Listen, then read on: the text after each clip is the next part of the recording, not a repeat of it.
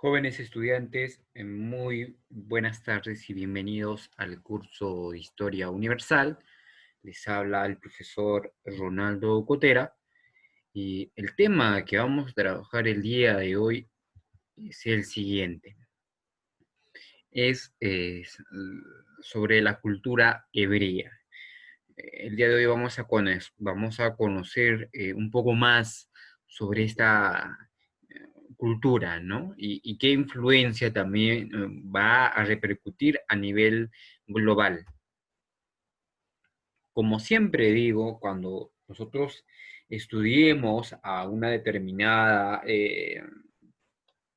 cultura, lo primero que debemos de hacer es ubicarlo en el tiempo, ubicarlo en el espacio, ¿no? Por eso yo siempre hablo de tiempo-espacio, ¿no? Ubicar en qué parte está este lugar. Entonces, primeramente, mencionaremos brevemente que estaba pues ubicada en la región Oriente Medio, en la parte central, occidental de Asia Menor, frente a las costas del Mediterráneo en Palestina. Sus límites eran, como siempre lo hacemos, por el norte, por el sur y por el oeste. Por el norte va a limitar con Fenicia y Siria. Por el sur va a tener lo que vendría a ser la península de Sinai. Por el este el desierto de Arabia y por el oeste el mar Mediterráneo, ¿no? Entonces vemos este pequeño cuadro que está muy bien elaborado. Vemos pues toda esta partecita, lo vemos ejemplificado, maximizado, ¿no? Entonces vemos pues que sus límites, ¿no? Van a ser los finicios, los sirios, el desierto de Arabia, el desierto de Sinaí y pues el mar Mediterráneo, ¿no? Y también vamos a encontrar lo que vendría a ser el monte Carmela, ¿no? El lago de Genoset, el río de Jerusalén, el mar Muerto, como se le conoce a algunos, ¿no? Entonces, vamos a ir conociendo en este transcurso, el proceso de esta clase, cómo estaban programados. Lo primero que debemos de hacer es hablar sobre los antecedentes históricos. Como primer punto, lo que debemos mencionar es que los primeros habitantes que se establecieron en Palestina fueron los canáneos de origen semita. Es decir, que los antiguos hebreos, o antes que los hebreos, pues eran descendientes de los canáneos, ¿no? De origen semita.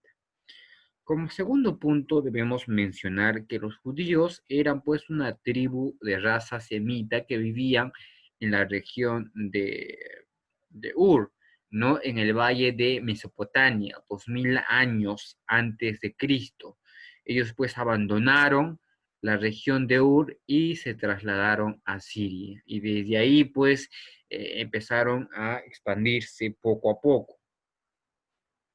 Como cuarto punto, posteriormente, algunas tribus judías van a aprovechar la conquista de Egipto por los hicsos. Recordaremos en las clases anteriores, hablábamos pues de que los hicsos van a ocupar Egipto por 2 siglos. Entonces, van a ellos aprovechar esta situación para que se puedan instalar en el delta del río Nilo, donde van a permanecer durante 500 años.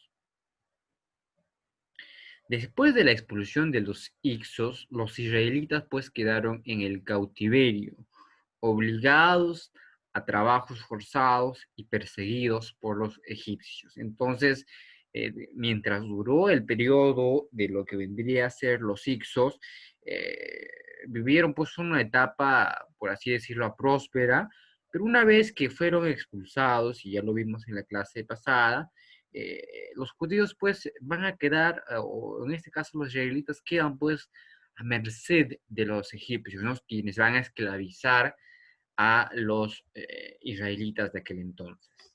Entonces, esos son antecedentes históricos que debemos conocer.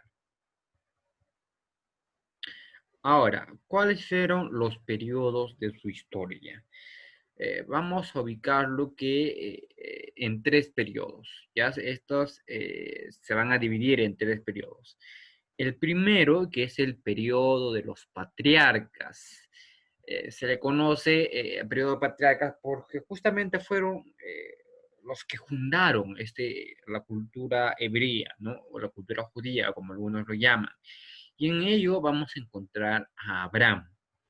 ¿No? Él fue pues el primer patriarca. La Biblia nos relata que condujo pues a su pueblo al país de Canaán, ¿no? Entonces, Abraham va a ser el primero del periodo de la cultura hebrea. El segundo vamos a encontrar a Jacob. Jacob se trasladó pues desde Palestina. En el proceso pues va a tener 12 hijos, quienes van a ser fundadores de, de las 12 tribus de Israel, uno de ellos llamado José, quien fue vendido pues a un funcionario egipcio por parte de sus hermanos, que luego se va a trasladar hacia su padre Jacob a las tierras del delta del río Nilo. Y por último vamos a encontrar a Moisés. La Biblia manifiesta que fue pues encontrado en el río Nilo y fue rescatado por una de las hijas del faraón. A sus 40 años Dios se le apareció para que él pueda pues liderar o liberar al pueblo de la esclavitud en la que vivían, ¿no? En el viaje Moisés va a consolidar el monoteísmo, es decir, la creencia en un solo Dios, eh, eh, con la que se hace pues que su pueblo crea en un solo Dios y como todos sabrán y será de su conocimiento, en ese periodo también pues recibe los famosos 10 mandamientos de Jehová en el monte de Sinaí. Entonces, esos tres personajes que estamos observando pues corresponden al periodo de los patriarcas. El segundo periodo es el periodo de los jueces. En este caso vamos a encontrar a Gedeón. Gedeón fue un juez y guerrero del antiguo Israel. Fue el quinto de los jueces de los pueblos judíos y es considerado como uno de los más sobresalientes por la magnitud de su obra guerrera contra uno de los pueblos enemigos de Israel. Estoy refiriendo a los medianitas. Ya, eso es lo que podemos mencionar sobre Gedeón. Otro importante es Sansón. Sansón pues fue un juez famoso por su fuerza y por conducir la pelea contra el mayor enemigo de Israel, los filisteos. Fue capturado por los filisteos tras la traición de su amante Dalila. En la ejecución pública de Sansón, este derribó pues las columnas del templo con lo que la construcción colapsó, matando a todos los que estaban adentro. Entonces es el periodo de Sansón. Luego también vamos a encontrar el periodo de Samuel. Samuel viajaba pues por la tierra dictando la ley judía y dando consejos al pueblo. Eh, ya de anciano no podía continuar con su labor, por lo que la cual dos de sus hijos asumieron su rol sin ser aprobados por el pueblo. Entonces fue enviada pues una delegación para pedirle a Samuel que ungiese a un rey en su lugar. Samuel no lo quería hacer, pero Dios le dio el visto bueno y encontró un rey para el pueblo. Y el último periodo, el periodo de los reyes, encontramos en primer lugar a Saúl. Saúl fue nombrado rey a petición del pueblo durante su gobierno. Se va a organizar pues un gran ejército que le va a permitir pues que la cultura hebrea pueda vivir en paz y de esa forma asegurar sus fronteras. Combatió además a los filisteos y a los nómades del desierto. Otro rey es el rey David, ¿no? Él se hizo famoso tras dar muerte con su honda al gigantesco guerrero filisteo Goliat, ¿no? Fundó la capital del reino en los restos de la fortaleza de Jebús, a lo que llamó Jerusalén, ¿no? Con el cual sometió fácilmente a sus enemigos, los filisteos, los moabitas, los medianitas, los amalecitas, los amonitas y los sirios. Y finalmente encontramos a Salomón. Salomón en su reinado, los hebreos pues van a adquirir un gran desarrollo en la actividad comercial, con cuyas riquezas pues van a construir el templo de Jerusalén. Este templo pues que está ubicado en Serbia para poder ejercer el culto, como también con el cuidado del arca de la alianza. Ya, ahora vamos a hablar también del cisma. ¿Qué es el cisma? Se denomina cisma a la división del pueblo hebreo en dos reinos. Esto se va a dividir a que las tribus de la región central y del norte se negaron a pagar tributos implantados por Salomón. El reino de Israel comprendía pues las 10 tribus del norte y con su rey Jeroboam. Este reino pues era más extenso y poderoso que Judá. Su capital fue la ciudad de Samaria. Sus soberanos contraerían matrimonio en algunas oportunidades con princesas extranjeras. El otro reino es el reino de Judá, ¿no? Que comprendía las dos tribus del sur, Judá y Benjamín, que permanecieron fielmente a su rey Rubán, hijo de Salomón y heredero legítimo del reino. Tenía por capital a la ciudad de Jerusalén, conservando de esa forma, pues, y lograron desarrollar las enseñanzas bíblicas. Ahí vemos la división del reino, ¿no? Ambos reinos vivían en constantes contradicciones internas. Ahí tenemos el reino de Israel y Judá. Ahora vamos a ver sobre los profetas, ¿ya? Yo solamente voy a mencionar a 5 de ellos. Primero tenemos al poeta Elías, pues este era pues un profeta que acusó al rey Acab de Israel de haber traicionado la religión y profetizó su muerte, quien efectivamente murió a pocos años en una batalla campal. Luego tenemos a otro profeta que es Amos, fue un predicador religioso en el sur de Palestina y rechazó el lujo de los poderosos, su corrupción y avaricia y su crueldad con los desposeídos. Luego también encontramos a otro profeta que es Isaías. Él vivió en Judá, exaltó el sentimiento religioso y profetizó la ruina de Samaria y Jerusalén. Luego también encontramos a Jeremías. Jeremías afirmó pues la universalidad de Jehová y anunció la caída de Jerusalén en manos de Nabucodonosor, ¿no? Jeremías pues hizo de la religión la base duradera de la nacionalidad judía al margen de la independencia política. Y finalmente vamos a mencionar también a Ezequiel. Él apareció en la época de cautiverio en Babilonia, predicó la fe profunda en Jehová y el retorno del pueblo hebreo a la libertad y el esplendor. Ahora, vamos a ver la dispersión de los judíos. Los dos reinos fueron absorbidos por grandes imperios. Israel fue conquistado por el ejército asirio en el año de 722 a.C. y Judá mantuvo su independencia por más de un siglo y se libró de la conquista siria. Y en el año 597 a.C., Nabucodonosor va a someter al reino de Judá y redujo al cautiverio en Babilonia al rey de las clases altas. Como consecuencia van a aparecer distintas sectas, ¿no? Los fariseos, los seduceos y los esenios. Luego vamos a encontrar la diáspora. Se produjo en el gobierno del emperador romano Tito, quien castigó pues una rebelión independentista judía en el año 70 a.C. Los judíos no pudieron recuperar su libertad política, pues sufrieron sucesivas dominaciones de los persas, griegos, romanos, árabes, turcos e ingleses. Vamos a hablar acerca de la economía de los hebreos. Ya la propiedad.